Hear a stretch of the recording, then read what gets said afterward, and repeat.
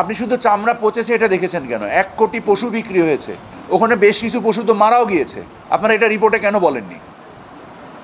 আপনারা শুধু যদি ওই একটা কিয়দংশকে সারা দেশে প্রচার করতে শুরু করেন তাহলে ঘটনাটা কি ঘটে? সকলেই যারা ব্যবসায়ী যাদেরকে সিন্ডিকেট বলছেন তাদের সাথে কিছু সিন্ডিকেটেড ব্যবসায়ী সংযুক্ত হয়ে এটার দামে ধস নামানোর চেষ্টা করে, এটাতে কোনো উপকার হয় না। তো আপনারা কি বলবেন যে পশুর ঘাটে অনেক পশু মারা গিয়েছে? কেউ তো রিপোর্ট করেননি। আপনারা মারা যায়নি গরুর ঘাটে?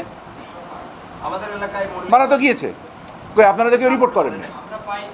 আপনারা যে কিয়দংশ নিয়ে রিপোর্ট করছেন দয়া করে সামগ্রিকতা নিয়ে রিপোর্টটা করেন, যে রিপোর্টের বিনিময়ে আপনারা স্পষ্ট দেখতে পাবেন যে বিগত 10 বছরের ভিতরে সবচেয়ে সর্বোচ্চ মূল্যে চামড়া বিক্রি হচ্ছে। এ ব্যাপারে আপনাদের কারোর মনে এখানে যারা ব্যবসায়ী আছে কোনো সন্দেহ আছে? না, এই রিপোর্টটা আমি দেখছি না।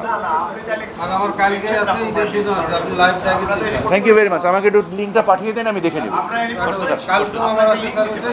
হ্যাঁ, দিয়ে দিবেন প্লিজ, আমি কৃতজ্ঞ হব, আমি কৃতজ্ঞ হব। আমরা দেখি যে প্রতি বছরই এই চামড়ার সময় আসলেই 700 টাকা লবণ 1000 টাকা হয়ে যায়। এইটাকে কেন আপনারা রোধ করতে পারলেন? দেখেন, আমাদের দেশে এবছর লবণের ফলন অনেক বেশি হয়েছে। সরকার যে 7.5 লক্ষ মণ লবণ কিনেছে, এর ফলে লবণ চাষিদেরও তাদের একটা উপায় হয়েছে যে 1000 টাকায় লবণ বিক্রি হয়েছে, এটাতেও চাষি বাঁচবে না। আপনাকে তো সরকার হিসেবে যখন আপনাকে চিন্তা করতে হয় তখন সামগ্রিকভাবে সকলের বিষয়ে চিন্তা করতে হয়। লবণ চাষিকেও তো নিয়ে আমাকে চিন্তা করতে হয়। সো শিল্প মন্ত্রণালয় যখন লবণ চাষিদেরকে সহায়তার উদ্দেশ্যে এই 7.5 লক্ষ মণ লবণ কিনেছে ফ্রি দেওয়ার জন্য, এর ফলে বাজার ব্যবস্থায় একটা সুষম কাঠামো তৈরি হয়েছে। সো এইটাকে যদি আপনারা আবার ক্ষুদ্র অংশে দেখেন তাহলে আপনারা ফুল পিকচারটা দেখতে পাবেন না। সো আমি আপনাদেরকে অনুরোধ করব, আপনারা যখন কোনো কিছু মিডিয়াতে উপস্থাপন করেন সামগ্রিকতার বিবেচনায় উপস্থাপন করেন। অবশ্যই আমাদের ভুল আছে এবং অবশ্যই আপনাদের কাছ থেকে আমরা শিখতে চাই, আমরা জানতে চাই, বুঝতে চাই।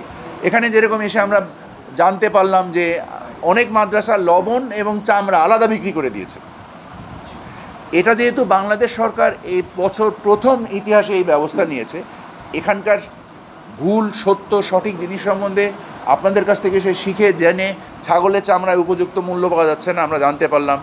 এখানে আমরা জানতে পারলাম যে ওনাদের মানে যে লেনদেনের যে সমস্যা আছে ট্যানারিতে, সেগুলো আমরা জানতে পারলাম। এই বিষয়গুলোকে সামগ্রিক বিবেচনায় আমরা ব্যবস্থাপনার চেষ্টা করব ইনশাল্লাহ। আমরা কোনো প্রচেষ্টাই প্রধান উপদেষ্টার নির্দেশনা অনুযায়ী আমরা যে কাজগুলো করছি আমাদের কোনো প্রচেষ্টার মধ্যে প্রচেষ্টায় ঘাটতি নেই। আমরা যে কাজগুলো করছি টুকটাক ভুল হচ্ছে, সেই ভুলগুলোকে আপনাদের কাছ থেকে জানছি, শিখছি, বুঝছি এবং সেগুলোকে কারেক্ট করার চেষ্টা করছি। তো আপনাদের কাছে অনুরোধ একটাই, সামগ্রিকভাবে রিপোর্টটা করেন। রিপোর্টটা পার্শিয়াল না, গরু কটা মরে গিয়েছে বা চামড়া কিছু পচে গিয়েছে, কিছু চামড়া ডাস্টবিনে ফেলে দিচ্ছে, হ্যাঁ দিচ্ছে, কিন্তু কেন দিচ্ছে সেই জিনিসটাও আপনারা একটু বিশ্লেষণ করেন। আমরা ঢাকা শহরে একটা চামড়া পচে নাই। চিটাগংয়ে যে 620টা চামড়া নিয়ে সারা দেশ তোলপাড় হচ্ছে, এই 620টা চামড়া রাঙ্গুনিয়া থেকে এসছে এবং উনি চামড়াগুলো পচিয়ে ফেলেছেন। এটারে নিয়ে সারা দেশে একটা মিডিয়া রিপোর্ট করে একটা অপতথ্য বিস্তার করা হচ্ছে। যে তথ্য বিস্তার করা হচ্ছে না যে 10 বছরের মধ্যে হাইয়েস্ট প্রাইসে চামড়া বিক্রি হচ্ছে। এবং এই যে প্রচেষ্টাটা আমরা নিয়েছি, আশা করা যায় যে এইটা এমন একটা সাংস্কৃতিক মানে আমাদের একটা তৈরি করবে যেটা আগামী বছর ইনশাল্লাহ এর থেকে আরও বেটার কিছু হবে এবং এটা সকলের সহযোগিতার মধ্যে। এতিম মাদ্রাসার বাচ্চারা যারা এর হকদার, এরা এর বিনিময়ে লাভবান হবে। আমরা যে দেখেছি, আমি এক মাদ্রাসায় যে শুনেছি যে কাজ করতে চায় না মাদ্রাসার ছেলেরা। এখন সরকার সক্ষমতা তৈরি করেছে, কেউ যদি অংশগ্রহণ না করে তার দায়িত্ব সরকার নিতে পারবে না।